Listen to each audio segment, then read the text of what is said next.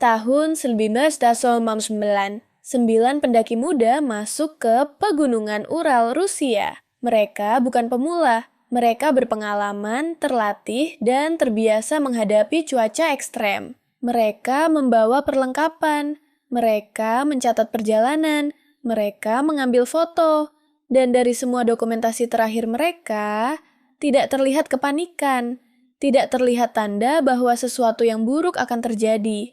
Mereka terlihat seperti sekelompok mahasiswa yang sedang menjalani petualangan besar. Pemimpin kelompok ini bernama Igor Dyatlov. Ia dikenal cerdas, tenang, dan sangat terorganisir. Bersamanya ada teman-teman dari Ural Polytechnic Institute. Mereka punya tujuan jelas, menjelajahi wilayah terpencil di pegunungan Ural dan mencapai Gunung Otorten. Perjalanan ini bukan liburan biasa, ini ekspedisi musim dingin. Medannya berat, suhunya ekstrem, dan wilayahnya jauh dari pemukiman. Tapi bagi mereka, tantangan seperti itu justru bagian dari perjalanan. Pada akhir Januari, mereka mulai bergerak, naik kereta, melanjutkan dengan kendaraan, lalu menembus salju dengan ski dan perlengkapan di punggung. Di awal perjalanan, semuanya tampak normal. Mereka bercanda, mereka berfoto, mereka menulis catatan harian. Namun di tengah perjalanan, satu anggota bernama Yuri Yudin merasa kurang sehat. Ia akhirnya memutuskan untuk kembali. Saat itu, keputusan itu terlihat sederhana. Tidak ada yang tahu bahwa keputusan itu akan membuatnya menjadi satu-satunya anggota kelompok yang pulang. Sementara 8 orang lainnya melanjutkan perjalanan bersama Igor Dyatlov. Mereka masuk semakin jauh ke wilayah bersalju. Semakin jauh dari rumah, semakin jauh dari bantuan, dan semakin dekat pada salah satu misteri paling membingungkan dalam sejarah ekspedisi modern. Karena beberapa hari kemudian, kelompok ini tidak pernah kembali sesuai jadwal. Awalnya, orang-orang mengira mereka hanya terlambat. Di pegunungan, keterlambatan bisa terjadi. Cuaca bisa berubah, jalur bisa tertutup, rencana bisa bergeser. Tapi, hari demi hari berlalu. Tidak ada kabar, tidak ada pesan, tidak ada tanda mereka pulang. Lalu pencarian dimulai, dan apa yang ditemukan tim pencari nanti akan membuat nama Dyatlov Pass dikenal dunia. Tanggal 1 Februari 1959, kelompok Dyatlov mendirikan tenda di lereng gunung Kholat Shakhl. Cuaca malam itu sangat dingin, angin bergerak kuat, salju menutup sebagian medan. Mereka memilih lokasi terbuka di lereng gunung. Keputusan ini sering diperdebatkan. Sebagian orang bertanya, kenapa mereka tidak mendirikan tenda di area hutan yang lebih terlindung? Tapi bagi pendaki berpengalaman, keputusan rute kadang punya alasan teknis. Mungkin mereka ingin tetap berada di jalur. Mungkin mereka menghindari turun terlalu jauh. Mungkin mereka ingin melanjutkan perjalanan lebih cepat keesokan hari. Di dalam tenda, kemungkinan besar mereka sedang beristirahat. Mungkin makan. Mungkin menghangatkan diri. Mungkin membicarakan rute esok hari. Semuanya terlihat seperti malam ekspedisi biasa. Lalu sesuatu terjadi. Tidak ada saksi.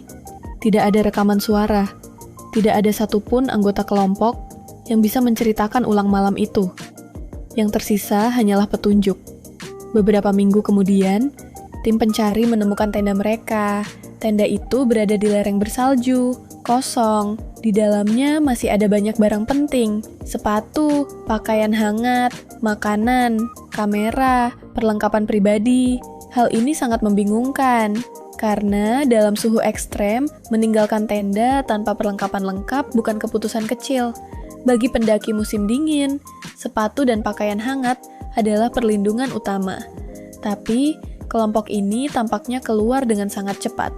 Bukan seperti orang yang sedang bersiap pindah lokasi. Bukan seperti orang yang mengemas barang. Mereka pergi begitu saja. Dan salah satu detail paling terkenal dari kasus ini adalah kondisi tendanya. Tenda itu tampak dibuka secara darurat dari bagian dalam. Seolah-olah mereka merasa harus segera keluar. Bukan lewat cara biasa, bukan dengan tenang, tapi dengan keputusan yang sangat mendesak. Di sekitar tenda, tim pencari menemukan jejak kaki. Jejak itu mengarah turun dari lereng menuju area hutan. Yang aneh, pola jejaknya tidak selalu terlihat seperti kepanikan total. Mereka tampak bergerak menjauh dalam satu arah, seolah-olah kelompok ini punya tujuan. Atau setidaknya, mereka tahu bahwa mereka harus menjauh dari tenda. Pertanyaannya, apa yang membuat mereka merasa tenda itu tidak lagi aman? Apa yang bisa membuat 9 pendaki berpengalaman memilih keluar ke malam bersalju tanpa perlengkapan lengkap? Di titik ini, misteri Dyatlov Pass baru saja dimulai. Karena setelah tenda ditemukan, tim pencari mulai menemukan petunjuk lain. Petunjuk yang membuat kasus ini semakin sulit dijelaskan dengan satu jawaban sederhana. Setelah tenda ditemukan, pencarian berlanjut ke arah hutan.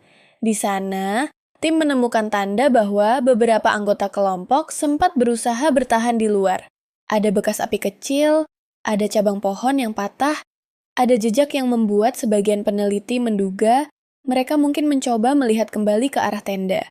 Beberapa anggota kelompok ditemukan di lokasi yang berbeda-beda. Sebagian tampak berada di jalur menuju tenda.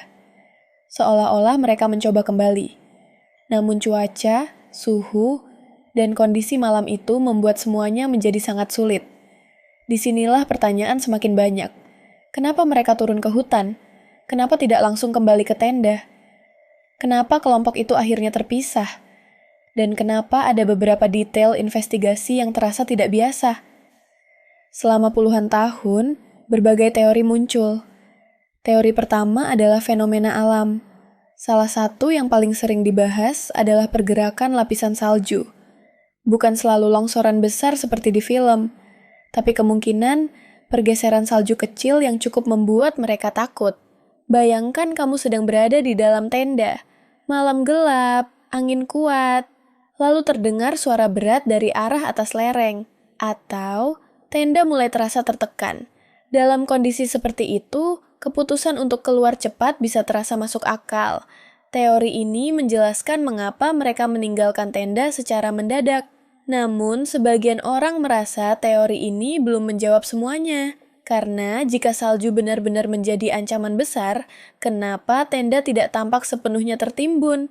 Lalu muncul teori lain, cuaca ekstrem, angin kuat, suhu yang sangat rendah, bahkan kemungkinan suara berfrekuensi rendah yang bisa membuat manusia merasa gelisah. Ada juga yang menduga bahwa kelompok ini salah menilai situasi. Di alam liar, dalam kondisi gelap dan dingin, keputusan kecil bisa berubah menjadi masalah besar. Mungkin mereka hanya ingin menjauh sebentar.